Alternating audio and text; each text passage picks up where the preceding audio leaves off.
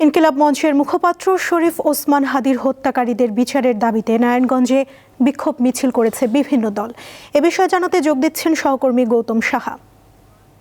গৌতম, কোন কোন দল ও সংগঠন বিক্ষোভে অংশ নিয়েছে, বিস্তারিত জানান।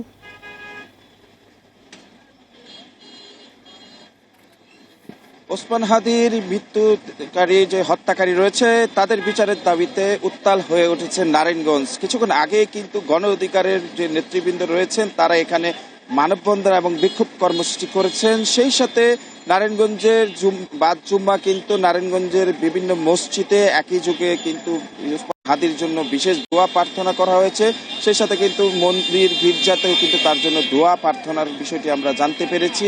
এছাড়া বাদ জুম্মার পরে শহরের মিশনপাড়া থেকে বাংলাদেশ জামায়াতে ইসলামের নেতৃবৃন্দ তারা কিন্তু শহরের বিভিন্ন সড়ক প্রদক্ষিণ করে বিক্ষোভ মিছিল নিয়ে এবং শহরের 2 নম্বর রেলগেট হয়ে আবার চাষারা বিজয় স্তম্ভে এসে তারা কিন্তু সংক্ষিপ্ত এখানে বক্তব্য প্রদান করেন। তারা যে বিষয়টি জানিয়েছেন হত্যাকারীদের দ্রুত বিচারের আওতায় আনতে হবে, বিচারের আওতায় না আনা হলে কঠোর কর্মসূচি তারা দেবেন বলে সেই ঘোষণাটি কিন্তু তারা করেছেন এবং তাদের চিহ্নিত করার দ্রুত আইনের আওতার দাবি কিন্তু জানিয়েছেন। আমরা যে বিষয়টি দেখেছি এখন পর্যন্ত বাদ জুম্মার পরবর্তী সময়ে কিন্তু খেলাফত মজলিস, ছাত্র মজলিস সহ গণ অধিকার এবং বিভিন্ন সংগঠন রাজনৈতিক দলগুলো কিন্তু এখানে কিন্তু বিক্ষোভ কর্মসূচি পালন করেছেন এবং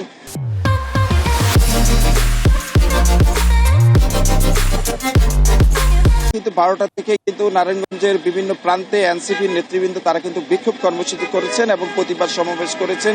তাদের সমাবেশ থেকে যে বিষয়টি তারা মেসেজ দিয়েছেন, ওসমান হাদির যারা হত্যাকারী রয়েছেন তাদের বিচার যে পর্যন্ত করা না হবে সেই পর্যন্ত তারা রাজপথে থাকবেন এবং তাদের বিরুদ্ধে কঠোর কর্মসূচি তারা কিন্তু দিবেন এবং সেই বিষয়টি কিন্তু তারা কিন্তু দৃষ্টি আকর্ষণ করেছেন এবং সেই বিষয়টি এখন পর্যন্ত নারায়ণগঞ্জে বিভিন্ন স্থানে মসজিদে দোয়া প্রার্থনা করা হয়েছে এবং রাজনৈতিক দলগুলি কিন্তু হত্যাকারীদের বিচার দাবিতে বিক্ষোভ কর্মসূচি পালন করছে। এই ছিল আসলে আমার কাছে নারায়ণগঞ্জের এখন পর্যন্ত ওসমান হাদির বিচার দাবিতে বিক্ষোভের সর্বশেষ তথ্য।